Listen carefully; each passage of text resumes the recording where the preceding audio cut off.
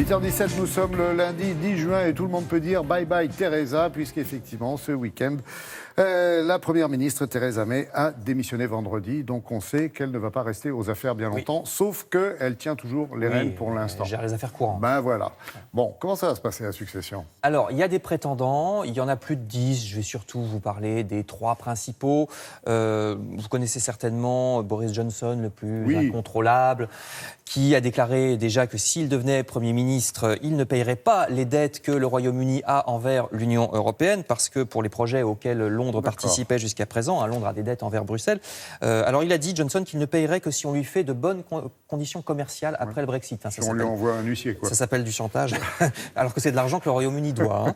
Ça vous donne une idée du personnage qu'est Boris Johnson. Autre prétendant sérieux, il s'appelle Michael Gove, actuel secrétaire à l'environnement. Il est pro-Brexit, ancien proche de Johnson. La presse glose beaucoup en ce moment sur le fait que Michael Gove, comme Boris Johnson d'ailleurs, ont avoué avoir été cocaïnomane. C'est ce dont parle la presse britannique en ce moment. Et le troisième, c'est Jeremy Hunt. Alors lui, Jeremy Hunt, son problème, c'est que quand il a été ministre de la Santé, il est accusé d'avoir fait un rapport totalement bidon pour ensuite baisser les salaires des médecins du service public de santé britannique.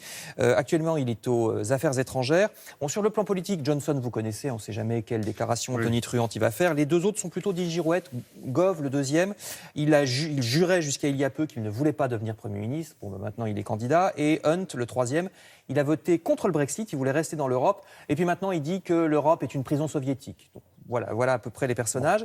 Mais c'est entre ces trois-là que ça devrait se jouer quand même. Et justement, ça se jouera comment ? Alors, d'abord, il faut que je vous parle des législatives, parce que contrairement à chez nous, ou contrairement à ce qu'on croit, ce n'est pas obligatoire, le Premier ministre britannique est obligatoirement d'abord élu député. Ça doit forcément passer par une élection de députés.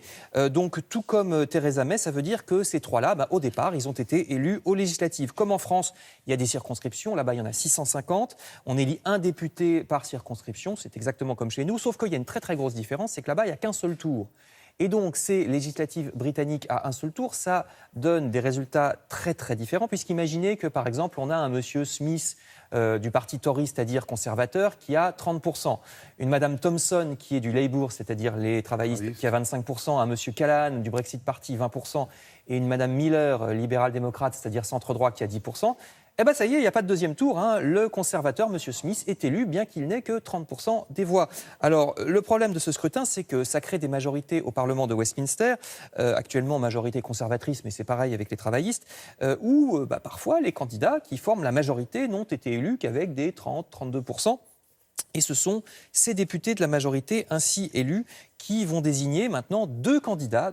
Alors il va y avoir plusieurs tours de scrutin, 2 candidats qu'ils vont présenter aux militants conservateurs pour l'élection à la tête du parti et donc Premier ministre, puisque c'est pareil, la tête du parti majoritaire, c'est le Premier ministre.